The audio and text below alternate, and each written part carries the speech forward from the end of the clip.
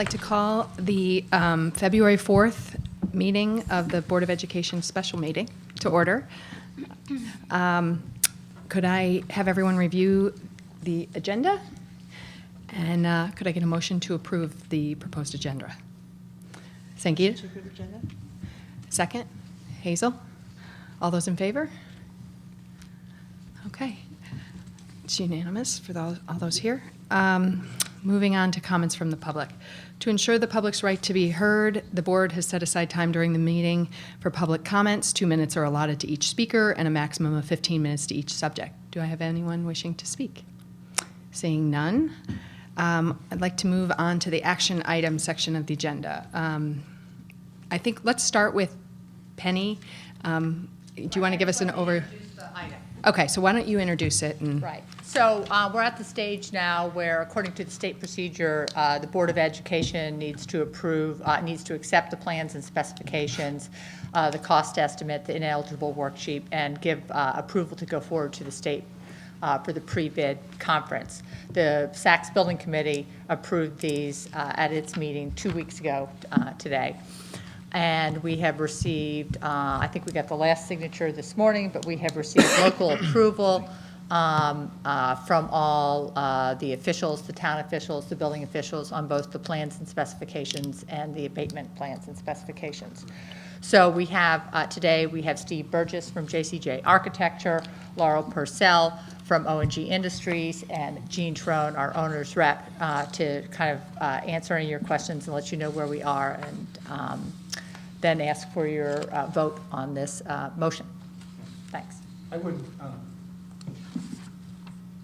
I guess Steve Burgess here from JCJ Architecture. I guess one other thing I'd add, we have brought the ineligible cost list and the cost estimate to be approved along with these documents. So with Right, that, and they actually, they all have, you were emailed that previously, and they're copies at each of your places today.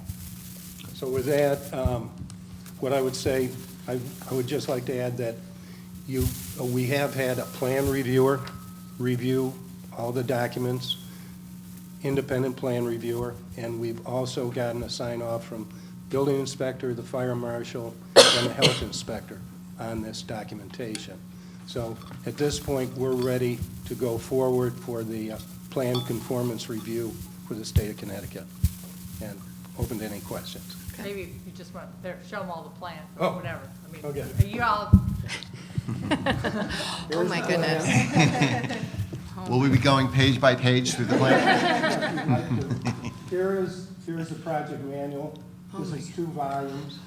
Again, these have all been signed off by the local building inspector, fire marshal, and health inspector. And then here's our hazmat documentation. And then Laura has ineligible cost list and estimates. Okay. Okay.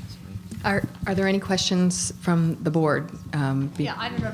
Laura, do you want to take them briefly through the ineligible cost worksheet and the cost estimate?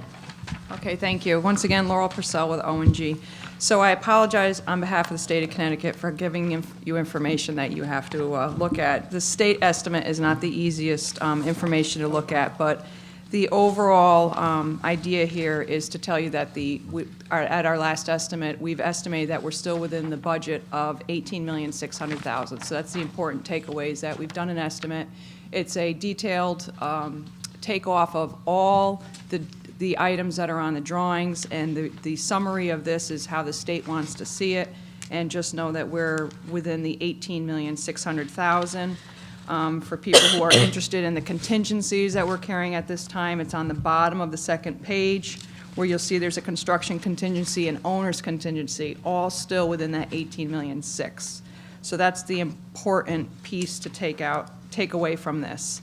And you'll see on this state submission estimate that all the way to the right-hand column, it's titled ineligibles. So what happens is there's a separate document that talks about ineligible and limited eligible cost worksheet. So these are 2 documents that are formal documents that go up to the state. It's used in their whole auditing process throughout the project, from now until you get audited at the end. These are the documents they go by. So this ineligible, limited eligible cost worksheet ties in with the cost estimate, and then we go up there and explain all this, because they're going to want to know why we had some ineligible costs go down. So we will be explaining that to the state. And it's not the easiest information. I understand that. Laurel, is this the amount of work that is ineligible is in the same range as what we had previously presented, so that the overall kind of net cost to the town is still being projected in the same approximate range? Yes, it's in the same approximate range. We're just trying to claim a little more eligibility based on the abatement. Okay. Sure.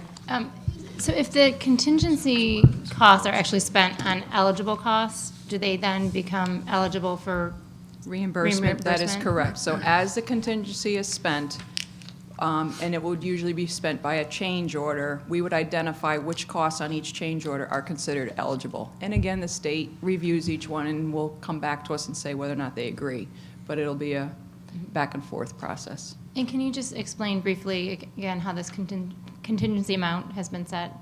Right now, they're just percentages. It's 5% and 5%. So the construction contingency amount of $7,021,000 is what we see as 5% of the construction costs. The owner's contingency of $885,000 is 5% of the overall project cost, which is why it's a little higher. So right now, they're just based on percentages.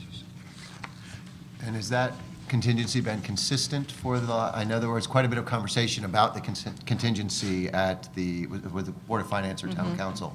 And one part of the feedback was as we get closer to the full set of documents, then we'd be able to hone that a little bit. Right, it's gone. That was a design estimate contingency. Okay. That was the one that everybody didn't want us carrying, and it's not there anymore. And it's no longer so- carried correct. because now we have Correct. 100% documents. That is and- correct. Okay, excellent. Thank you.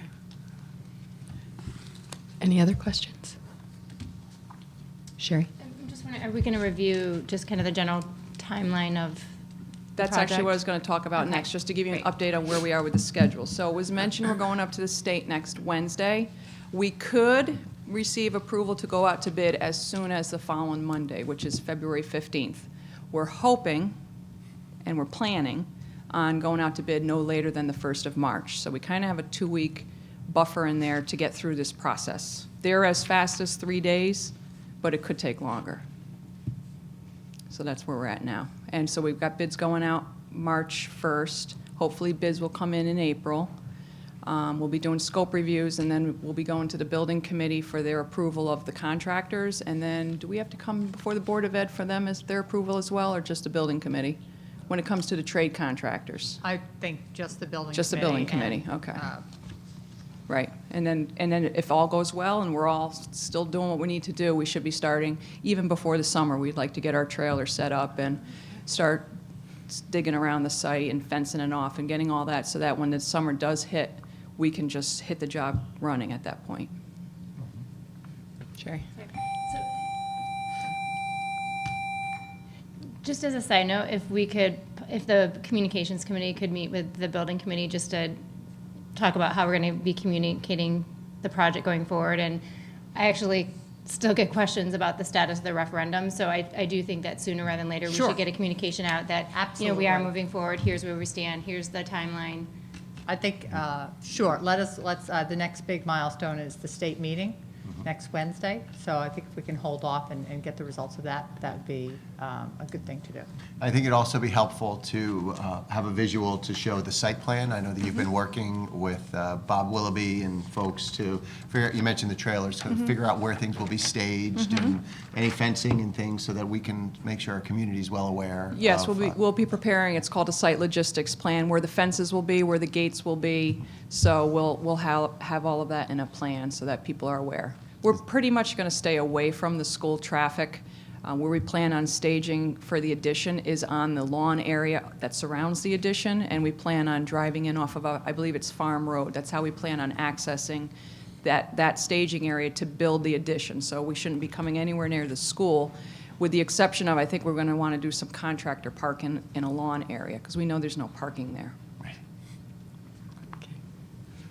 I have a question. It's a little putting the cart before the horse a little bit, but have you discussed with them sort of timing of when they would come in off Farm Road, just to sort of, that's a very busy time of, We've generally spoken Okay. about that. We'll Okay. certainly be working with them. Okay. They know the school schedules. Okay.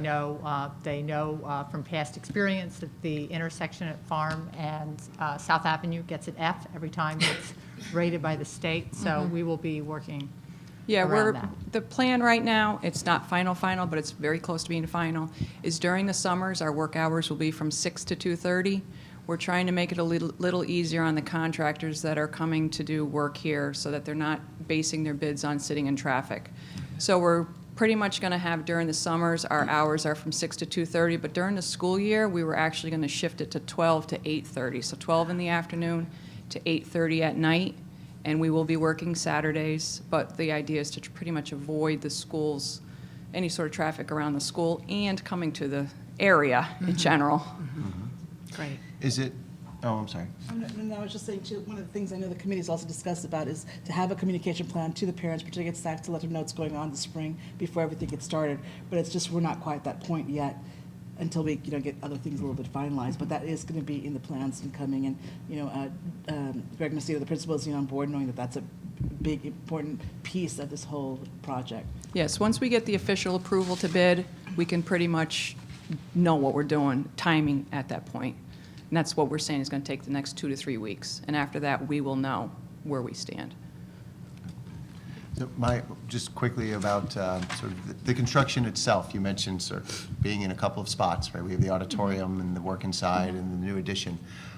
My understanding is one of the advantages to our timing is that the majority of the sort of the most disruptive, loudest work, whatever it might be, can occur in the summertime? Are we still on a Yes, schedule we to were check? still on where we can get the foundation work in before the summer. We're still on that plan. I don't think we'll be able to get all the structural steel in, so that's another reason why we kind of went to the 12 o'clock timeframe, because by the time they show up and get everything going, we're trying to avoid the kids being in school, because there's a lot of classrooms right there very close to where the addition is going, and it doesn't matter what we're doing, we'll be distracting them. So especially swinging steel, crane, all that kind of stuff. So that's the reason why we kind of shifted our hours to the nighttime. Any other questions? Okay, well, I just wanted to thank the building committee and Penny. I mean, I know it's been a lot of, 2 steps forward, 1 step back, and you've dealt admirably with all the, additions to the workload and so I just wanted to thank all of you for all your efforts on behalf of the kids. So, so I guess if there are no other questions, I'm just giving everybody one more chance. Okay, so I guess I should read this. Could I have a motion for the Board of Education to accept the construction documents, cost estimate, and ineligible cost worksheet for the Saks Middle School project and to approve going forward to the State Office of School Construction Grants for pre-bid review? Sherry? So moved. Second?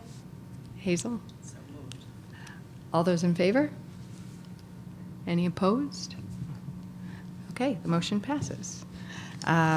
Any other comments from the public? None. Announcements and future meetings. Dr. Lutzy.